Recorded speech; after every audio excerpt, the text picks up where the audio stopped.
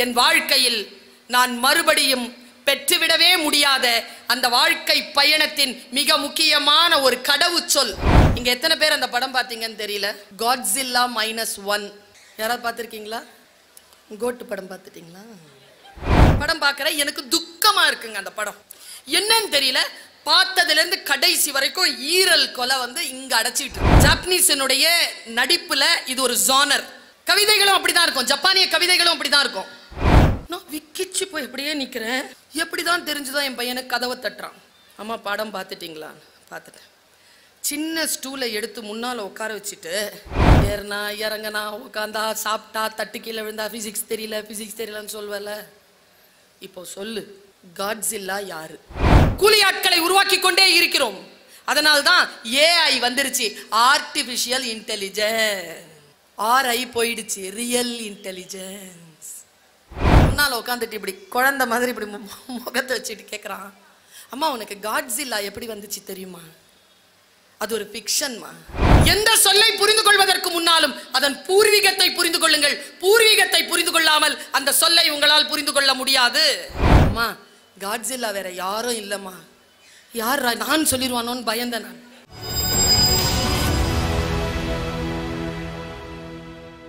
நான் இன்னும் ஒரு காட்சியை உங்களுக்கு சொல்கிறேன். என் வாழ்க்கையில் நான் மறுபடியும் பெற்றுவிடவே முடியாத அந்த வாழ்க்கை பயணத்தின் மிக முக்கியமான ஒரு கடவுச்சொல். பாஸ்போர்ட்னு சொல்வோம்ல, என்னை கடத்துன சொல்லிட்டு போறேன். ரொம்ப சூடான சொல் தான், ஆனா நீங்க புரிஞ்சுக்குவீங்கிற நம்பிக்கை எனக்கு இருக்கு. ஏன் தெரியுமா? இந்த பொதுக்கூட்டம் சாதாரண கூட்டம் அல்ல. படிப்பிற்காக வந்த கூட்டம், புத்தகத்தை நாடி வந்த கூட்டம், கல்வி அறிவை தேடி வந்த கூட்டம், அடிப்படையிலேயே இருக்கிற கூட்டம். அதனால சொல்றேன். வீட்டில் உட்காந்துருக்கேன், கொஞ்சம் ஏதோ ஒரு ஸ்ட்ரெஸ். அந்த ஸ்ட்ரெஸ்ல உட்காந்துருக்கேன். என்னுடைய அறைக்கதவை தட்டனா என் பையன், 23 வயசு முடிஞ்சு 24, LLM படிக்கிறான், மாஸ்டர் லா படிக்கிறான், கார்பரேட் லா, ஃபர்ஸ்ட் இயர். இப்போ தட்டி உள்ள வந்து சொன்னா, அம்மா ஒரு 2 நிமிஷம் பேசலாமா? சொல்லுப்பா. டயர்டாக இருக்கீங்களா? இல்லைப்பா கொஞ்சம் இதுவாக இருக்குது, படிச்சிட்ருக்கேன். சரி படம் பார்க்கலாமா? இல்லைப்பா இப்போ இல்லை, நாளைக்கு பார்க்கலாம். சரி நான் ஒரு படம் சொல்கிறேன், அந்த படத்தை நீங்கள் பார்ப்பீங்களா? எப்படிப்பா? இல்லை OTTயில் இருக்குது பாருங்க, கவனமாக கேளுங்க இதை. சரிப்பா பார்க்குறேன். ரொம்ப கடுமையாகத்தான் நான் என் குழந்தையிடம் பேசுவேன். அன்பாகவும் பேசுவேன், கடுமையாகவும் பேசுவேன்.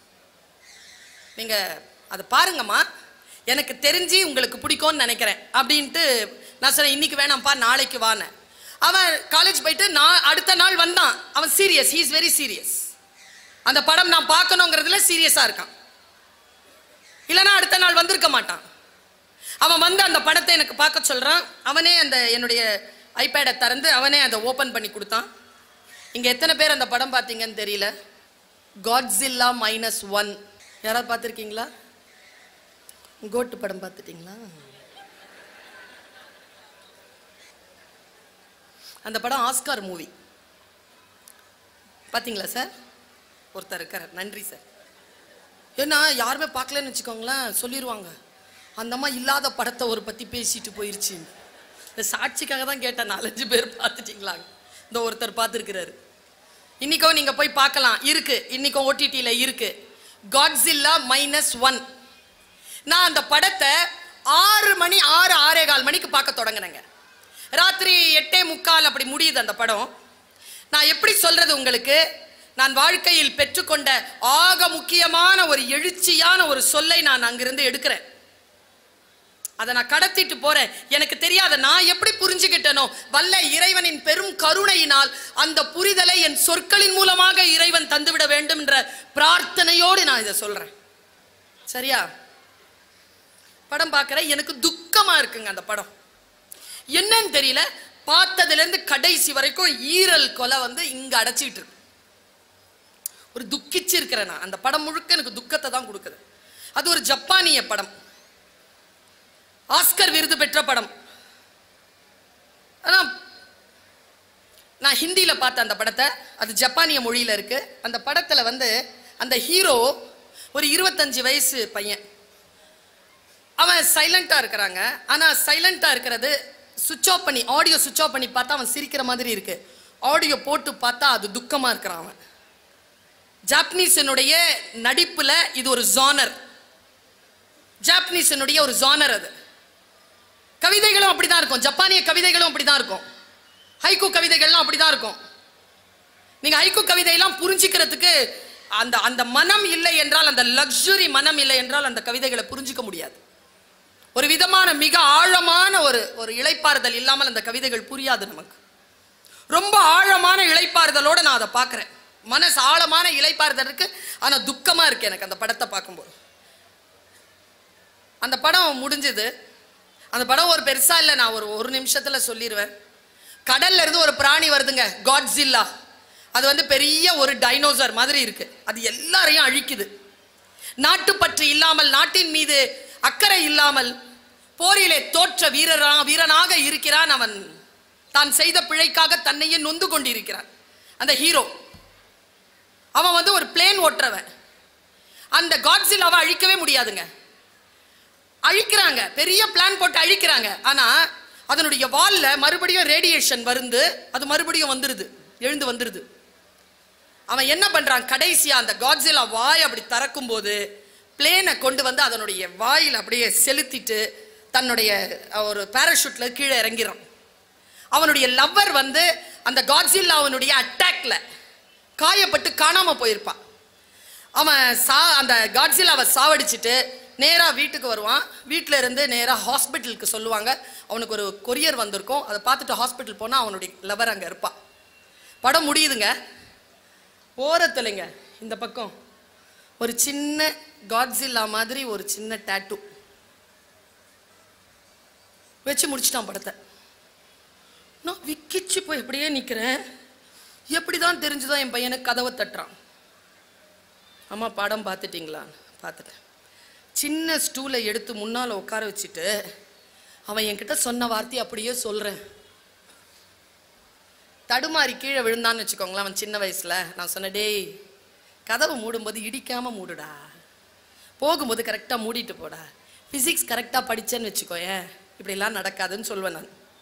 அவன் அதை வச்சே எனக்கு கிண்டல் பண்ணுவான். ஏறுனா இறங்கனா உட்காந்தா சாப்பிட்டா தட்டு கீழே விழுந்தா ஃபிசிக்ஸ் தெரியலன்னு சொல்வேல. இப்போ சொல்லு, காட்ஸில்லா யாரு? அவன் கேட்குறாங்க கேள்வி. என்னடா கேட்குறேன்னு, காட்ஸில்லா யாருமா? அவனை பாருங்களேன், டீச்சர் நான், கேள்வி கேட்டு பழக்கம் எனக்கு. பதில் சொல்லி நிறைய நாள் ஆயிடுச்சு.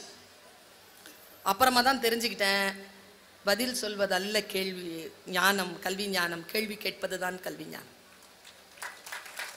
பாருங்க, ஆப்பிள் விழுந்துச்சுங்க, எல்லாரும் பார்த்தாங்க ஆப்பிள் விழுந்துச்சு. ஒருத்த மட்டும் கேட்டான்ல ஏன் விழுந்துச்சுன்னு.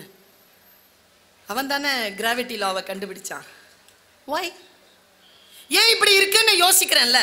இதுக்கு தான் பக்கவாட்டு சிந்தனைன்னு பேரு, லேட்டரல் திங்கிங்னு பேரு. இன்னைக்கு இருக்கக்கூடிய சிஸ்டம் இருக்குல்ல, லேர்னிங் சிஸ்டம் இருக்குல்ல, அதுல திங்கிங் ப்ராசஸ்க்கே டைம் இல்லைங்க. குழந்தை சொல்லி கொடுக்கறத உள்வாங்கி எழுதுறதுக்கே அதுக்கு பாடு போயிடுது. கூலி ஆட்களை உருவாக்கி கொண்டே இருக்கிறோம். அதனால்தான் ஏஐ வந்துருச்சு, ஆர்டிபிஷியல் இன்டெலிஜென்ஸ். ஆர்ஐ போயிடுச்சு, ரியல் இன்டெலிஜென்ஸ்.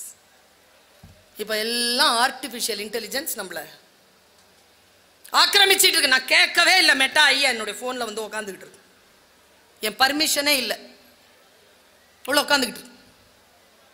அவன் கேட்கிறான் காட்ஸில்லா யாருமான்னு கேட்டானா, எனக்கு பதில் சொல்ல தெரியல. அவன் அந்த ஸ்டூல இன்னும் கொஞ்சம் ஒரு அடி முன்னால கொண்டு வந்து வச்சுட்டு என்னுடைய முன்னால உட்காந்துட்டு இப்படி குழந்தை மாதிரி இப்படி முகத்தை வச்சுட்டு கேட்குறான், அம்மா உனக்கு காட்ஸில்லா எப்படி வந்துச்சு தெரியுமா? அது ஒரு ஃபிக்ஷன்மா. சரிப்பா, எந்த சொல்லை புரிந்து கொள்வதற்கு முன்னாலும் அதன் பூர்வீகத்தை புரிந்து கொள்ளுங்கள். பூர்வீகத்தை புரிந்து கொள்ளாமல் அந்த சொல்லை உங்களால் புரிந்து கொள்ள முடியாது. எங்கிருந்து வந்தது தெரியுமா? யுரேஷிமா நாகசாகில அமெரிக்கா குண்டு போடுது. குண்டு போட்டு அந்த நாடு அழிஞ்சதுக்கு பிறகு ஒருத்தன் எழுதுறான் ஒரு ஃபிக்ஷன். அதான் காட்ஸில்லா. என்ன ஃபிக்ஷன் தெரியுமா? நான் சொன்னேன்னு வச்சுக்கோங்களேன், உங்க காலில் இருந்து நிலம் நகர்ந்துரும். ஒரு சின்ன பல்லி லெசர்ட், அது மேல அந்த ரேடியேஷன் விழுது. எல்லாத்தையும் அழிச்ச அந்த ரேடியேஷனால அந்த பல்லி காட்ஸில்லாவாக உருவெடுத்து விட்டது. இதுதான் கதை. இந்த -1 என்ன தெரியுமா சொல்லுது அப்படின்னு சொல்லிட்டு அவன் சொல்றான், அம்மா காட்ஸில்லா வேற யாரும் இல்லம்மா. யாரா? நான் சொல்லிடுவானோன்னு பயந்தேன் நான். யாரா? காட்ஸில்லா ஜப்பான்மா. ஜப்பான் தாமா காட்ஸில்லா. அது இந்த உலகத்துக்கு சொல்லுதுமா. அதனால தான் ஆஸ்கர்ல போய் அந்த படத்தை சப்மிட் பண்ணுச்சு. அது என்ன சொல்லுச்சு தெரியுமா? நீ என்ன நாகசாகில யுரேஷிமால ரேடியேஷன் போட்டு அழிச்சாலும் நான் காட்ஸில்லாவா உயர்ந்து வருவேண்டா. நான் தொட்டதெல்லாம் காட்ஸில்லாவா மாறும்டா. நம்ம இந்த உலகத்துக்கு சொன்னாமான்னா சொல் தானே. இந்த முறை அது உண்மையாவே நிரூபிச்சுக்கிட்டு இருக்கு.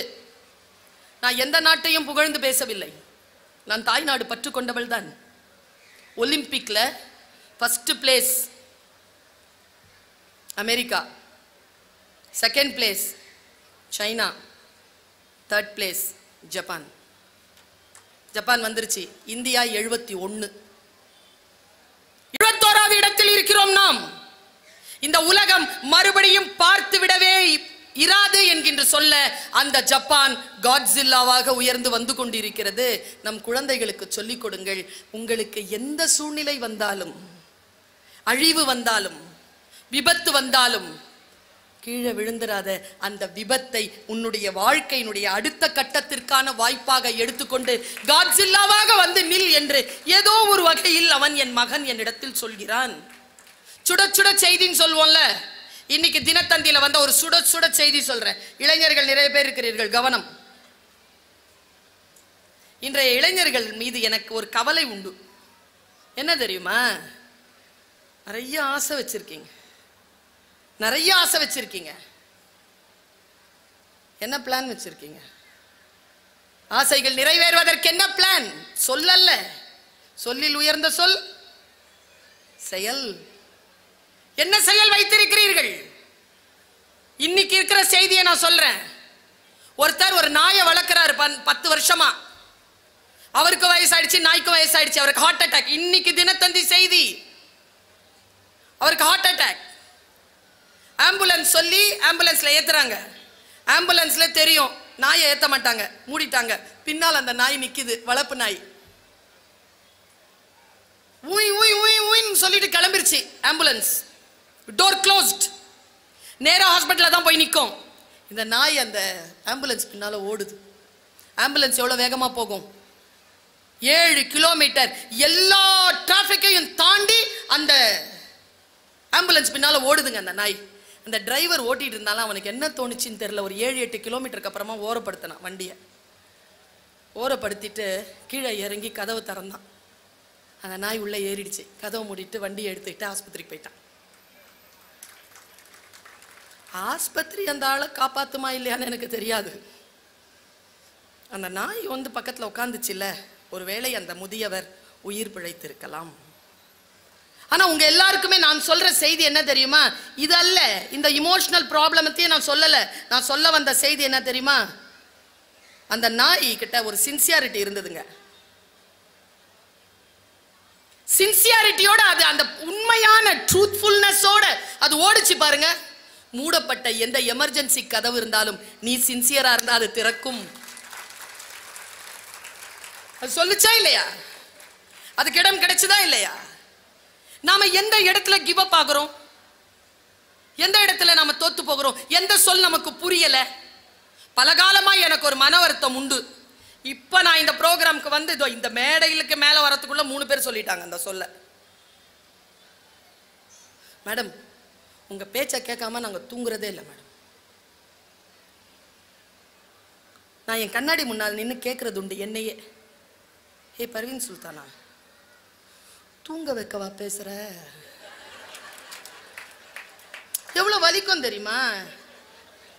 உங்க பேச்சை கேட்காம தூங்குறதில்ல. உங்க பேச்சை கேட்காம என் வைஃபுங்க உங்க பேச்சை கேட்காம தூங்குறதே இல்லைங்க. எனக்கு அந்த சொல்லுக்கான பொருள் எப்போது ரொம்ப காலத்துக்கு அப்புறம் 15-20 வருஷத்துக்கு அப்புறமா புரிஞ்சுதுங்க. சொல் புரிந்தால் இருக்கக்கூடிய சுகம் இருக்கு பாருங்க குழந்தைகளே, அது போல் ஒரு பேரின்பம் வேறு கிடையாது.